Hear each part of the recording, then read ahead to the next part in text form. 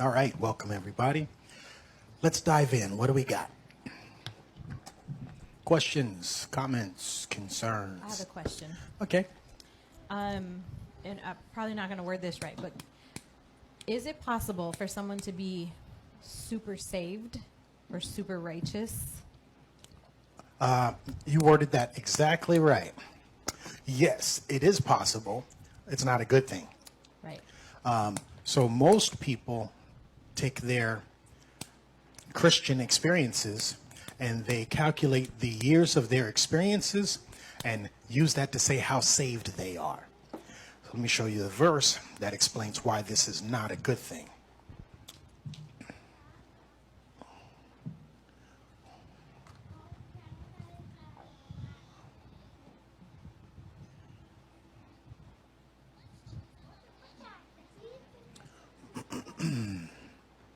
Ecclesiastes chapter 7, verse 15 and 16. Shalom. Shalom, everybody who's joining us online. We're a little bit short-staffed today, so no one is operating our cameras in the back of the room, so you'll mostly be seeing me. And hopefully the stream will stay connected. All right, Ecclesiastes chapter 7, and what verse did I say? 15 and 16. Go ahead. All things have I seen in the days of my vanity. There is a just man that perished in his righteousness. Okay, so a just man, he perishes in his righteousness. Is that a good thing or a bad thing? Bad. That's a good thing. No. He's just. And how did he die? He was still doing righteousness when he died. Keep going. And there is a wicked man that prolongeth his life in his wickedness. Okay, so there's a just man, and he dies before what we would say is before his time, but it's okay because he died in righteousness. Then there is a wicked man that seems to prolong his life, but he keeps doing wicked. We would say, why doesn't the wicked die now and the righteous live a long life? Okay, verse 16. Be not righteous overmuch. Pause there. What does that mean? Don't be over righteous. Don't be over righteous. You know what over righteous people do? Correct. They try to correct every single person that they see. They think that everybody should be as righteous as they are. Does that make sense? Yeah. Okay, keep going. Neither make thyself overwise. Wait a minute. You can know too much stuff? Yes, you can. Keep going. Okay. Why shouldest thou destroy thyself? Why are you going to destroy yourself? Because the more you know, the more you're responsible for doing. You guys ever heard the phrase ignorance is bliss? Why? Because the scripture says to him that knoweth to do good, what? And doeth it not, to him it is sin. So the more righteousness you know, the more righteousness the Most High expects you to walk in. So how do you deal with somebody who's walking over righteously and constantly correcting? Yeah. Yeah. I can't do anything about the connection. Yeah. It is cutting in and out. I can see it. Yeah. So what do you do about somebody who's over righteous and wants to correct everybody else? Watch this.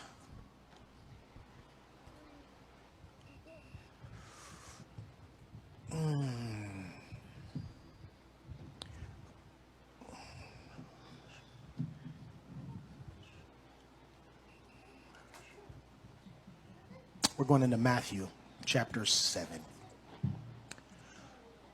verse 1.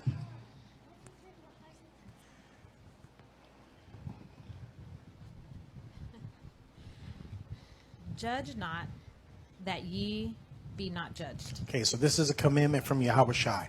He's speaking to us. It's for every individual person to take this word and apply it to their lives. This is not something that you're going to be able to get somebody else to do. This is something that the individual has to do. Judge not that ye be not judged.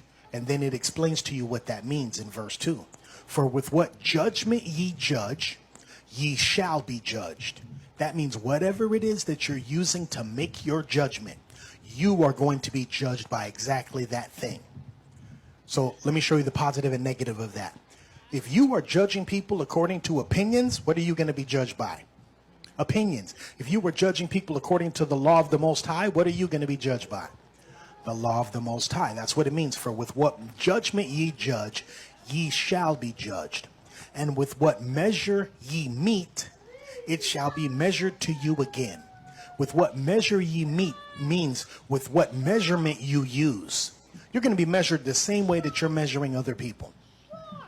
If you don't think that, then you'd have to be a hypocrite. If you think, well, I'm going to be judged by a different standard than what you're going to be judged by, so I can do things differently, that's basically the definition of a hypocrite. Does that make sense? Now, this person that you're dealing with needs to know that they need to be keeping these standards that they're trying to judge other people by. Let's keep going. Verse 3. And why beholdest thou the mote that is in thy brother's eye, but considerest not the beam that is in thy own eye? Somebody explain, what does that mean? Did you go back to taking that plank out of your own when there's a speck of dust? Yep, And but the speck and the plank is a different translation. Yeah. It's a mote and a beam. Okay, so why beholdest thou the mote? It's very small. That is in thy brother's eye. You're looking at him and criticizing him, but you're not considering what you have in your own eye. And what you have in your own eye is preventing you from seeing him clearly. so if I'm telling you something about you always being angry, yet I'm always angry. It's That's not. right. Yeah, that's a hypocrite. You trying to correct somebody for something that you're doing. That's the definition of a hypocrite. Does that make sense? Let's keep going. He gets even further. Or how wilt thou say to thy brother, let me pull out the mote out of thine eye, and behold, a beam is in thy own eyes? How can you help somebody with something that you have not helped yourself with yet? That don't make no sense. That's like trying to get credit advice from somebody who bankrupt, right? Verse 5, it says, thou hypocrite. See, all of those things are the definition of a hypocrite according to Yahweh Shai. And then he tells you how to do this thing. There's a progression to it. He says, first, cast out the beam of thine own eye, and then shalt thou see clearly to cast out the mote out of thy brother's eye. So, do you let your brother run around here with a mote in his eye? No, you don't. You are supposed to judge him according to the word of the Most High and correct him according to the word of the Most High, but not until you have corrected yourself first. Is that- What if they don't know that they need correction, and if you give it to them, they're not receiving or accepting because they are assuming that they're already correct? That's a very difficult situation. Keep reading verse 6. Give not, Go give ahead. not that which is holy unto the dogs, neither cast ye your pearls before swine, lest they trample them under their feet, and turn again and rend you. Okay, so don't give that which is holy. What's holy? This word unto the dogs. Who are the dogs? Hold that scripture right there, and let's find out who the dogs are. Go to Revelation chapter 17. We're coming back to this, but go to, did I say 17? No, go to Revelation chapter 22, verse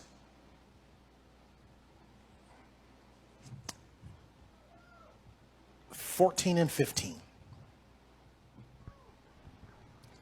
Blessed are they that do his commandments, that they may have right to the tree of life, and may enter in through the gates into the city. Okay, so if you do his commandments, what do you have a right to?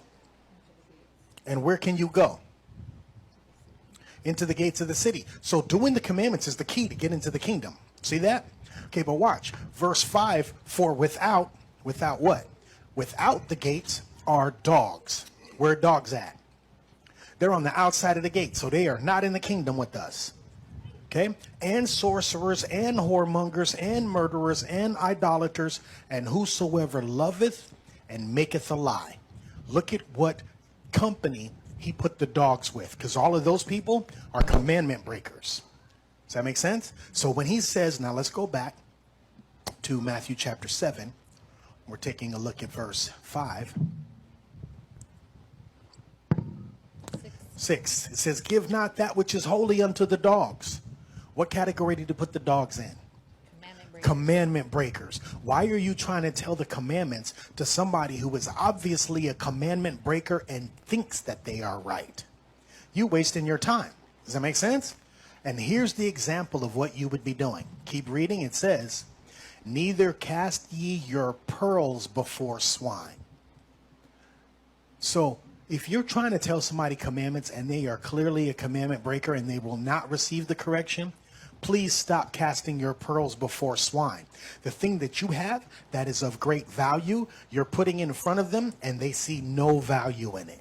So they're going to step on your pearls, and then after they've crushed those, they're going to turn around and they're going to try and